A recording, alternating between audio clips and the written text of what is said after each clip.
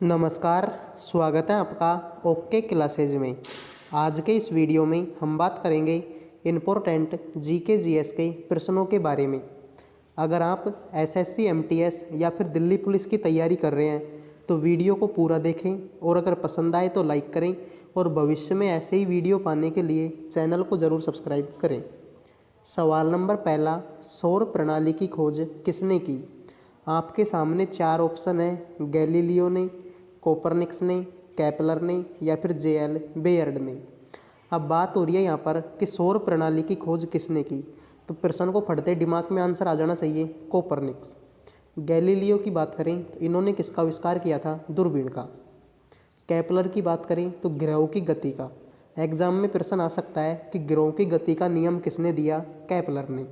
JL Baird सबको पता है किसका आविष्कार किया था? टेलीविज़न का। तो सौर प्रणाली की खोज किसने की? Option number 2 Copernicus. अगला प्रश्न है, बाह्य ग्रहों की संख्या कितनी है? 5, 6, 7 या फिर 4। तो बाह्य ग्रहों की संख्या कितनी है? Option number 4 4। बाह्य ग्रहों की संख्या कितनी है? 4। अगर आपको उनका नाम नहीं पता तो मैं बता देता हूँ। एक तो कौन सा है आपका? बृहस्पति। एक कौन सा है आपका? शनि। एक है आपका अरुण और एक का नाम क्या है? वरुण। तो बाह्य ग्रहों की संख्या कितनी है? 4। बृहस्पति, शनि, अरुण, वरुण। अगला प्रश्न है, निम्न में से कौन एक तारा है? चंद्रमा, सूर्य, पृथ्वी, शुक्र। आया हुआ प्रश्न है कि निम्न में से कौन सा एक तारा है? ऑप्शन नंबर 2 सूर्य। सूर्य क्या है? एक तारा।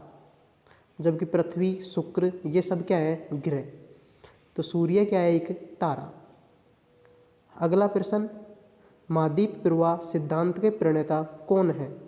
मुझे पता है अधिकतर स्टूडेंट को इसका आंसर नहीं पता होगा कि महाद्वीप प्रवाह सिद्धांत के प्रणेता कौन है। प्राट है, वेगनर है, होम्स है या फिर ग्रेगरी। तो महाद्वीपीय प्रवाह सिद्धांत के प्रणेता कौन है? Option number 2 Wegener. अगला प्रश्न है, देशांतरों की कुल संख्या कितनी है? 180, 181, 360 या फिर 361। ये होती है हमारा ग्लोब। ग्लोब सबने देखा होगा, उसमें कुछ रेखाएं खड़ी होती हैं, उनको बोला जाता है देशांतर। कुछ रेखा आडी होती हैं, उनको बोला जाता है अक्षांश। तो प्रश्न हमसे पूछा है कि देशांतरों की कुल संख्या कितनी है? तो देशांतरों की कुल संख्या है ऑप्शन नंबर 3 360। जबकि आ जाए अगर अक्षांशों की संख्या कितनी है? अक्षांशों की संख्या कितनी होती है? 181। तो देशांतरों की संख्या कितनी है? Option number 3 360। अगला प्रश्न है, भूकंप का क्या कारण है? इजी प्रश्न है। टेक्टोनिज्म, भूपरिभ्रमण, भूघूर्णन या फिर अन्नाच्छादन। तो भूकंप का क्या कारण है? भूकंप किस कारण से आता है? टेक्टोनिज्म के कारण।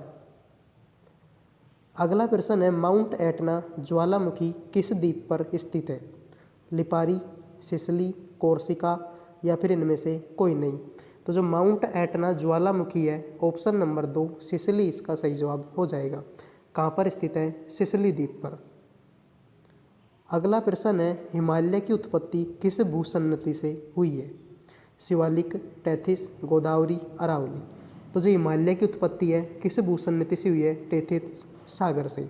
ऑप्शन नंबर 2 इसका सही जवाब हो जाएगा। अगला प्रश्न है, पर्वतों के उस प्राकृतिक अंतराल को क्या कहते हैं जो मार्ग बन जाते हैं? शिखर, टिब्बा, फटार या फिर दर्रा। तो पर्वतों के उस प्राकृतिक अंतराल जो क्या बन जाते हैं? मार्ग बन जाते हैं, उनको बोला जाता है ऑप्शन नंबर 4 दर्रा। क्या बोला जाता है उनको? दर्रा। अगला प्रश्न है, वायुमंडल का सर्वाधिक स्थायी तत्व कौन सा है? नाइट्रोजन है, ऑक्सीजन है, जलवाष्प है, CO2 है। तो वायुमंडल का सर्वाधिक स्थायी तत्व कौन सा है? ऑप्शन नंबर 3 जलवाष्प। वीडियो अगर आपको पसंद आ रहा हो तो लाइक ज़रूर करें। अगला प्रश्न है, किस ऋतु में क्षोभ मंडल की ऊंचाई में वृद्धि हो जाती है? शीत ऋतु में, गर्मियों में, बरसात में, वसंत ऋतु में। तो किस ऋतु में क्षोभ मंडल की ऊंचाई में वृद्धि हो जाती है? ऑप्शन नंबर 2 गर्मियों में। अगला प्रश्न है, शांत पेटी किस रेखा के दोनों ओर पाई जाती है? भूमध्य रेखा के दोनों ओर, कर्क रेखा के दोनों ओर, मकर रेखा के दोनों ओर या फिर आर्कटिक वृत्त के दोनों ओर। तो जो शांत पेटी है किस रेखा के दोनों ओर पाई जाती है? भूमध्य रेखा के दोनों ओर 10 डिग्री तक। ये भी आपको ध्यान रखना है, भूमध्य रेखा के दोनों ओर 10 डिग्री तक। तो शांत पेटी किस रेखा के दोनों ओर पाई जाती है? भूमध्य रेखा के दोनों ओर। अगला प्रश्न है, चक्रवात की आकृति कैसी होती है? गोलाकार, अंडाकार, त्रिभुजाकार, आयताकार। तो चक्रवात तो आप सबने देखा होगा, उसकी कैसी होती है? ऑप्शन नंबर 2 अंडाकार। चक्रवात की आकृति कैसी होती है? अंडाकार। और हमारी जो पृथ्वी है उसकी आकृति भी कैसी है? अंडाकार। अगला प्रश्न है, नेफोमीटर से किसका मापन किया जाता है? भूकंप का, हवा की गति का, बादलों की दिशा एवं गति का, वायुयान की गति का। तो जो नेफोमीटर है, जो उपकरण का नाम है नेफोमीटर, उससे किसका मापन किया जाता है? बादलों की दिशा एवं गति का। ऑप्शन नंबर 3 इसका सही जवाब हो जाएगा। अगला प्रश्न है, किस झील को पर्ल ऑफ साइबेरिया कहा जाता है? बैकाल झील, वूलर झील, सुपीरियर झील, वोन झील। तो कौन सी झील है जिसको पर्ल ऑफ साइबेरिया के नाम से जाना जाता है? ऑप्शन नंबर 1 बैकाल झील को किसके नाम से जाना जाता है? पर्ल ऑफ साइबेरिया के नाम से। अगला प्रश्न है, नियाग्रा जलप्रपात किस नदी पर बना हुआ है? नर्मदा नदी पर, नील नदी पर, मिसौरी नदी पर, सेंट लॉरेंस नदी पर। तो प्रश्न का सही जवाब हो जाएगा ऑप्शन नंबर 4 सेंट लॉरेंस नदी पर। जो नियाग्रा जलप्रपात है कौन सी नदी पर है? सेंट लॉरेंस नदी पर। अगला प्रश्न है, किस महाद्वीप को प्रायद्वीप महाद्वीप के नाम से जाना जाता है? Asia, Europe, Australia, Africa. देखो, दो चीज़ होती है, एक तो होता है प्रायद्वीप और एक होता है द्वीप। तो धरती के चारों ओर अगर पानी है तो वो तो होता है द्वीप, और धरती के तीनों ओर अगर पानी है तो वो होता है प्रायद्वीप। तो कौन सा महाद्वीप है जिसको प्रायद्वीप महाद्वीप के नाम से जाना जाता है? यूरोप महाद्वीप को। ऑप्शन नंबर 2 यूरोप महाद्वीप को। अगला प्रश्न है, किस महाद्वीप को विज्ञान के लिए समर्पित महाद्वीप कहा जाता है?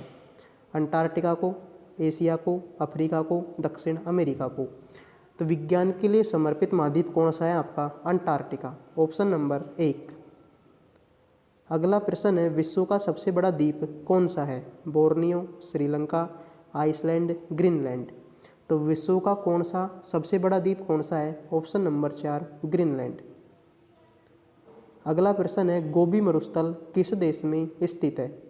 भारत, चीन, मंगोलिया, जापान। तो गोबी मरुस्थल कहाँ पर स्थित है आपका? ऑप्शन नंबर 3 मंगोलिया में। भारत में कौन सा मरुस्थल है? थार का मरुस्थल। कहाँ पर है? भारत में। अगला प्रश्न है, तो आज के लिए इतना ही। आई होप आपको वीडियो पसंद आया होगा। अगर पसंद आया हो तो वीडियो को लाइक ज़रूर करें।